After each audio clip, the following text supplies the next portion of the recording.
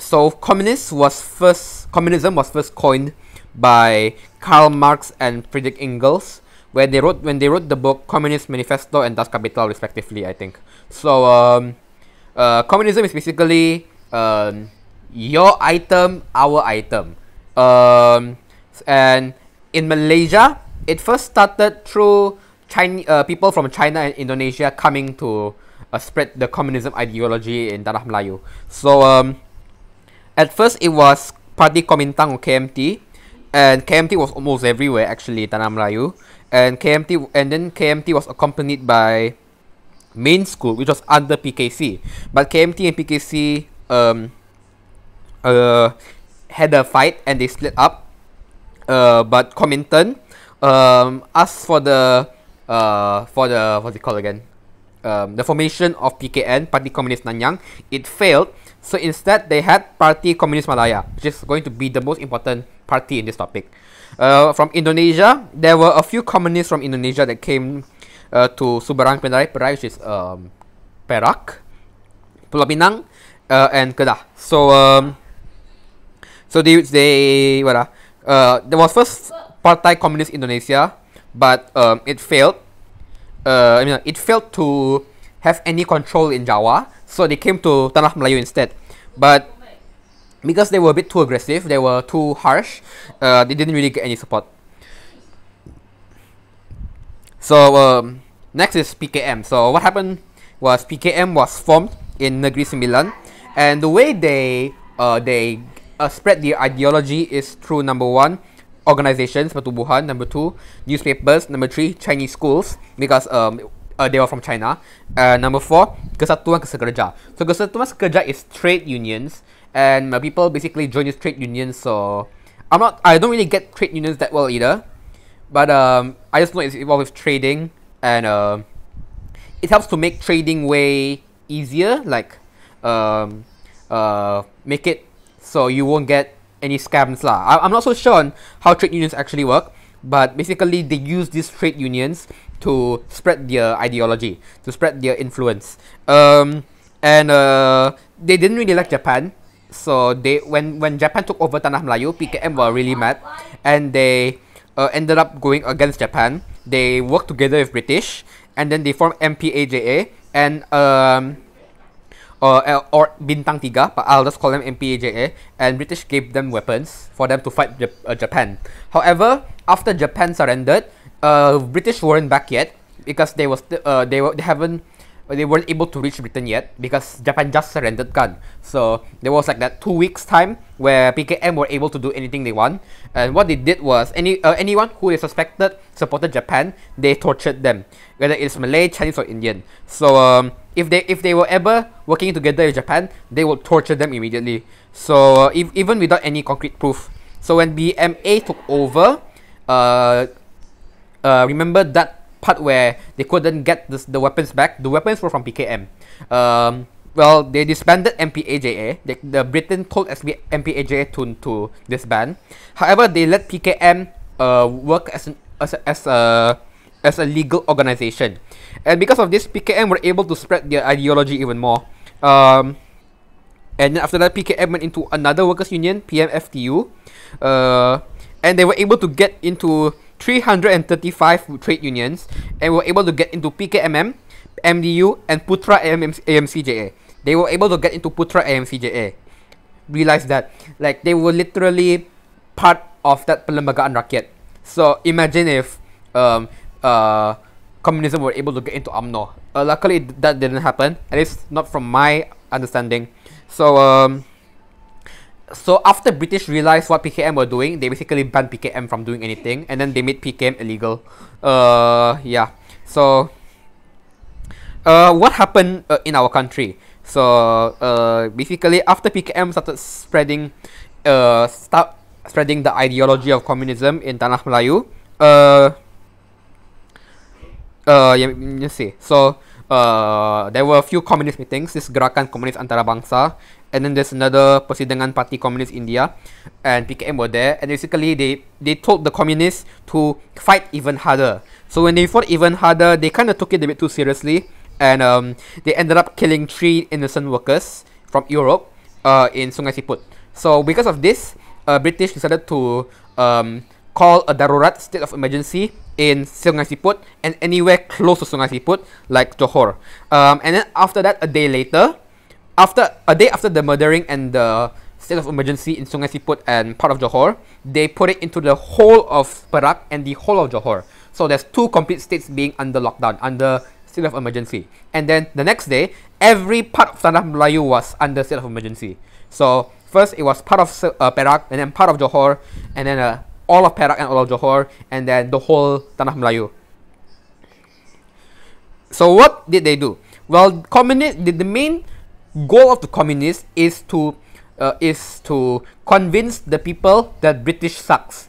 And the way they do this is they cause as much damage as possible, and they hope that British will not be able to recover from the situation. And then when they fail to recover, then they can take over the country. So how did they do that? Number one, they completely destroyed the economy. They burned a lot of houses. They destroyed a lot of rubber trees, schools, and then they even killed workers. And most importantly, they went after tin mines and rubber fields, and because those were the main source of economy, right? So they destroyed that so that the economy of Tanah Melayu will be shattered. And then after that, they also destroyed the infrastructure. So the difference between economy and infrastructure is economy is where you get your income, like the country's income from.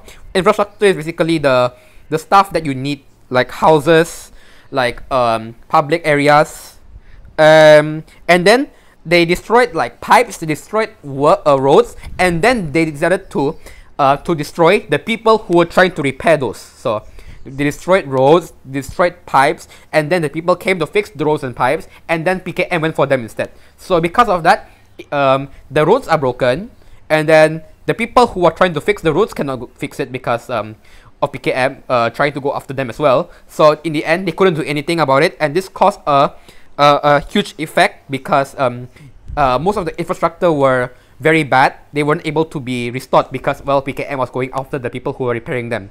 So next, communists also killed some people. Like I can't say it lightly because when people are losing lives, it's really bad.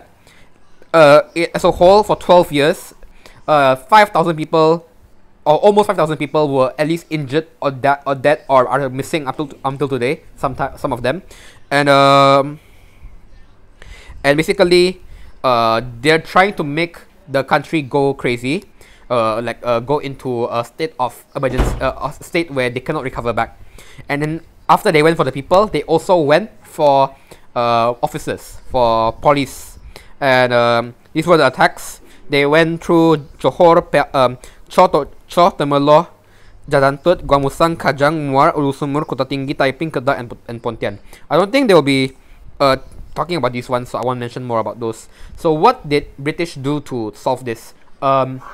Firstly, they enacted the Undang-Undang Darurat, the State of Emergency Act, and in this law, in the rule set, there were 6 main points. Number 1, anyone who was suspected to be a communist is arrested immediately without any interrogation, like immediately arrested. Number 2 is whoever brings guns and explosives die immediately, like they are sentenced to death. Number 3, PKM is not illegal, and any other political radical party is also illegal. And next one is anyone who helps communists are also punished. So not just people who are communists, but also those who help, like people in the public who help with giving like food and stuff. Next is going after houses, lockdowns, mengadakan perintah berkurung, and then they also created kampung baru and then relocated a lot of people, memindahkan banyak penduduk. This one will be mentioned again later. And then any radical leader like Ahmad Bostamam, Ishaq Haji Muhammad, Abu Bakar al-Bakir, and Khadijah Sidek, those were also arrested. So it's not really just I wouldn't say that all of them are communists. but people who are radical in general got arrested because most of them are probably communists. So yep. And then next is Pemekasan Pasukan Keselamatan. So they had a little help with their defense team, their team to protect. So yeah, there are three types of defense teams, Pasukan Keselamatan: police, army, and volunteers. So for the police, there was Cawangan Khas. Cawangan Khas is basically a spy team, and what they do is they spy on PKM. They pretend to be communists. And most particularly, they try to get Chinese people to become spies for them, to know what PKM is doing and then plan for that. They also had special constables, and special constables are like the front line. Next is Police Hutan, or from flying squad to jungle companies to PFF, and now Police Hutan, or jungle squad, jungle police. So what they do is they are the ones who are in the jungle, trying to find any communists who also live in the jungle, because most of the communists were in jungles, were in forests. They were the ones who watch out these areas, these forest areas. They also supply food to those who are watching these forest areas, and also build forts. And then there's also a women police force, Police Wanita. Barbara D.R. Weymouth was the first police officer. And then there was Sonoy Prak. So Sonoy Prak was made out of Orang Asli, mainly Sonoy, Semai, and Tenmuan. And Sonoy Prak means Orang Perang, or Sonoy Prak or Orang Perang means Orang Perang, but they're more known as the silent killers. Basically, they are the ones who know the Hutan best, and they are able to capitalize on that. And then there's also the auxiliary police, which is basically the extra police. They are the ones who protect they are the police reserves, I guess you can say that. So these police help with taking care of the villages. And then for Tentera, there was the Malay army. There isn't really much special about them. They do what they're supposed to do, which is to try and fight back any guerrilla attacks from communists in the jungle. And they expanded the regiment, because they expanded the number of regiments so that they have more people watching communists. And they don't just like fight communists; they also try and destroy the communist base, the Kubu. Next was the Commonwealth soldiers, which are mainly from Britain, Australia, NZ, India, Africa, South Africa, Kenya, Uganda, Rhodesia, and Fiji. So for this, they are not from Tanah Melayu, but they came to help because Tanah Melayu is a Commonwealth country. And then Sarawak Rangers are mainly Iban, and they are the ones. They are also good at knowing the jungle. So they are able to outrun the people who are in the jungle, because the communists, remember, the communists are in the jungle, but these like Sarawak Rangers, these Sonoy Prak, they know the jungle better, so they are able to find out shortcuts. They're able to outplay the communist law. And then lastly is the volunteers, which is the home guard. So the home guard are like your security guard for the village lah. That's long story short, but there were 79,000 home guards, and they are the ones who try and protect the village, protect the mining sites, protect these areas, protect their village from communist attacks. Next, they had an identification system, pendaftaran kebangsaan ng kad pengenalan, so that they can identify who is who, and then people who are identified as a communist will be in like a list, and then they're able to find that out. So they officially have this IC. They have an IC now. Every people have an IC, and then they have to bring the IC anywhere they want, anywhere they have to go, so that they have to bring the IC anywhere they go, so that people can identify who is who. And after that is Rancangan Bricks. So Rancangan Bricks is is more of a, how I say this, it's not a face-on-face attack, it's more of cutting off the source. Because this PKM get their resources from Min Yuan, and Min Yuan is basic, and Min Yuan only works at night. They are the ones who they move at night, as like they pretend to be people. They pretend to be like the public, innocent people, and then they go to PKM bases and then like give them resources like guns, food, any information, any medicine, because PKM are fighting. They aren't able to like go and get whatever they want. Minuan are the suppliers for them. Minuan are their suppliers. So because of these spies, they found out that they have Minuan. So Sir Henry Gurney decided to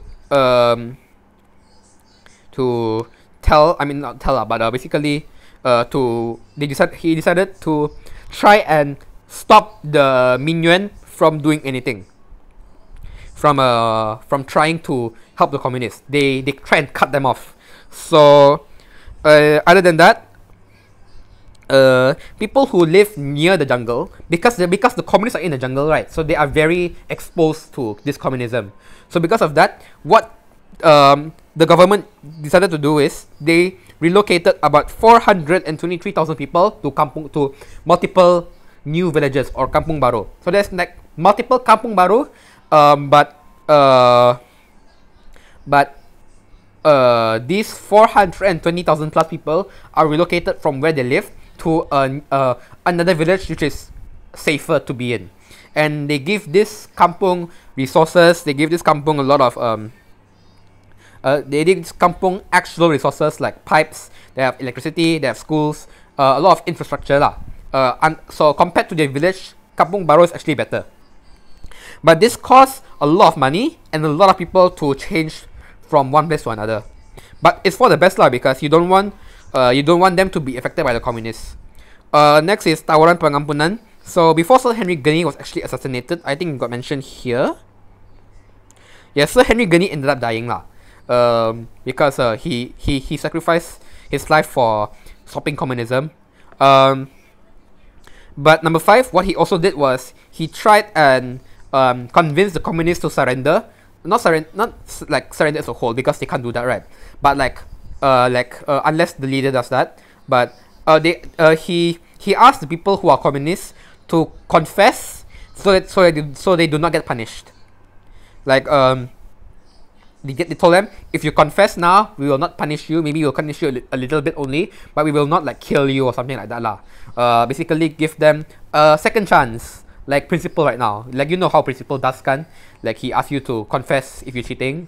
Yeah, so it's something like that.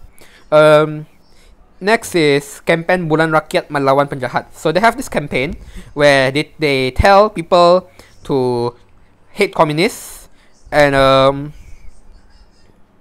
a lot of people volunteered to participate in this campaign. The campaign basically teaches people. It spreads the awareness about communists, and they try and train people like how to deal with communists. Like what do you do when you see a communist, and so on. And also basically this campaign is to tell people that communists are bad, and you should report any communists you see. And this caused the kaum to be more closer lah. And then 7 is perintah berkurung, lockdowns.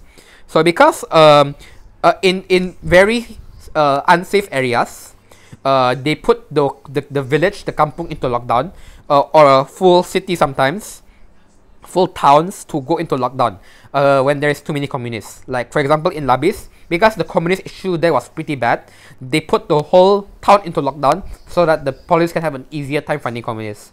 So why do you want to put into lockdown? Because you don't want to go through every single person outside. You don't want to go through every single person to find out who they do actually do that. Like they go to every house to like see who's a communist and who is not. However, if everyone is outside, it will be harder to find PKM people.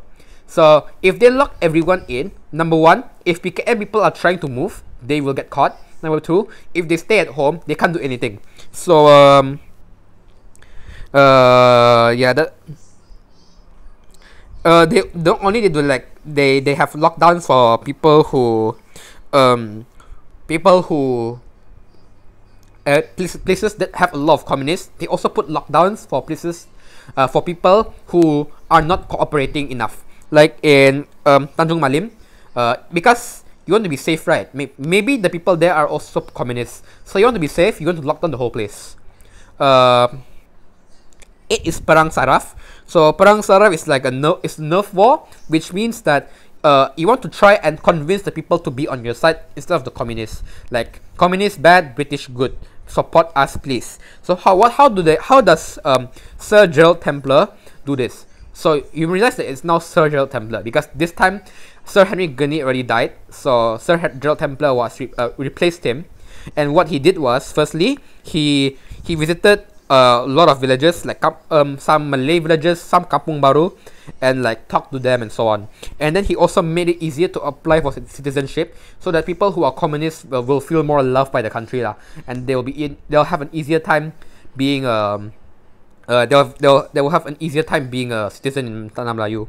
They also have an election in KL, so that people who are not Malay can be more involved in politics, can be more involved in the country, instead of being involved with communism. And then they also give cash prizes for whoever finds Chin Peng.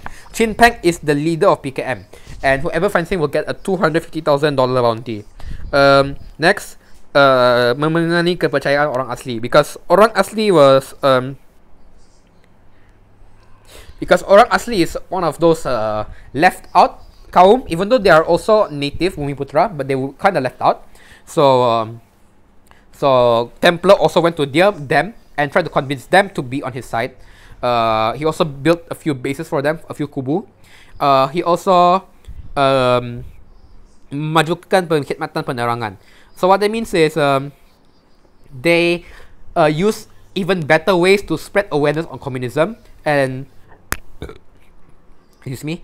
Lastly, they have kawasan hitam and kawasan putih, black zone and white zone. So just as I said earlier, if there are a lot of communists in one place, they will lock down the area. So this is black zone. So these zones are black zones. White zones are zones which are almost completely free of communists. So white zones are like places that are free and do not have communists. Black zones are places that have communists, so you have to lock them. So and you have to be careful, and sometimes they're also locked down. I mean, not sometimes lah, but basically, if you're in a black zone, there's a communist in your area. There are many communists in your area, and they will lock the place down to be safe. Number 9 is Rundingan Maling. Basically, Tunku Abdul Rahman and gang went to find Chin Peng and gang, and they had a debate. So Tunku Abdul Rahman said, Chin Peng, please surrender, give us your weapons, and dissolve dissolve PKM, dissolve, like, disband PKM. Like, PKM, please don't exist anymore. And then Chin Peng said, oh, I will surrender to you and I will give you your weapons, but PKM must stay alive. And then Tunku Abdul Rahman is, no, I don't want PKM to stay alive. So the debate failed. So what are the effects? Firstly, in politics wise, the number of citizens increased. 1.2 million Chinese and 180,000 Indians because of this easier ways to apply for citizenship. And then MCA was formed because of Sir Henry Gurney, and it was led by Tan Chen Lock. His name appeared here a few times already. And British basically had this stereotype, this thought that all Chinese people are communists. But after MCA was formed, they realized, oh, it's only some people. And then MCA also worked together with the government to try and catch these communists away, And then they also did some donation drives for Kampung Baru. Next is, because of this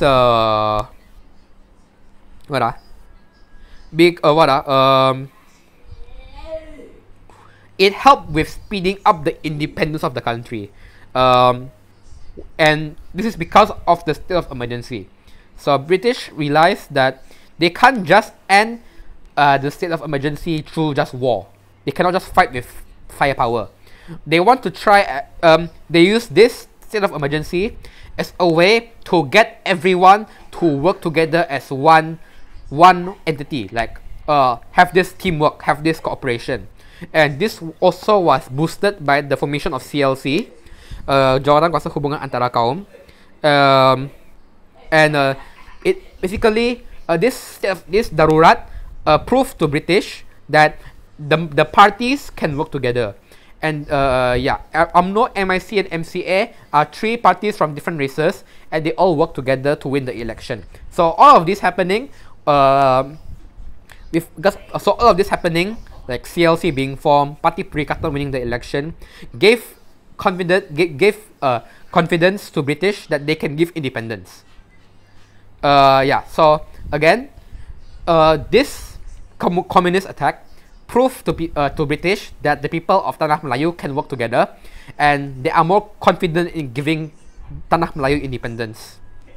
And again, remember, PKM are fighting because they want to be independent. If Tanah Melayu becomes independent, they don't really have any reason to fight anymore. The only thing that they can fight for is to change from democracy to communism. But their ultimate goal is to become independent, right? So most people will not be communist anymore. So the issue with communism will slowly fade away. Next is socio-economy. So this one is politic-wise, this one is social economy. So firstly, British had to use a lot more money to try and manage the problem. They had to pay for like the cost of the state of emergency, and then they had to pay more money to so it's 250,000 a day of money being wasted because of this communists. So that's like around 120 million per year, and they also use a lot of money to relocate people to Kampung Baru. So number one, they use a lot of money to fight communists, and then that includes fighting back and also relocating people to Kampung Baru. And then obviously a lot of people suffered because of communists, because all of the mines, all of the farms were destroyed, and then there's not enough food, and then the food price went up again, and then after that the communists also begged them the communists basically robbed them of money. Like they went to the people and then robbed their money, and then if they don't